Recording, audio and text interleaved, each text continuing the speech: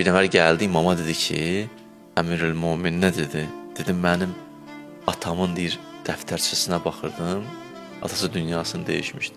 Baxdım, gördüm ki, onun qeyd dəftərçəsində sənin aton, Əbu Talib, 80.000 dirhəm mənim atama borclu olub. Gəlmişəm onu almağa.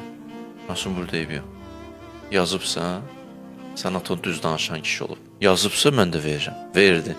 Getdi üstünə bir müddət keçdi, qayıtdı, gəldi, sənlə bağışla, dedi, nə olub? Sən demə, atam sənin atama borclu olub 80.000. Mən eləmişəm, sənin atam mənim atama borcluymuş. İndi belə çıxır ki, 80.000-i verməliyəm, mən ikinci 80.000-i verməliyəm. İmam buyurdu, validukə fi hillin. Aton ki, atama borcluydu, o halal elədim. 80.000 ki, aton atama borcluydu, o halal elədim, narahat olun. O ki, qaldı mən verdiyimə, vəlləzi qəbəstuhu minni huvəllək. Da verdiyimizi də almarıq, o da sənin. Biz vermişik, almarıq. Əhl-i beyt bu cürdür.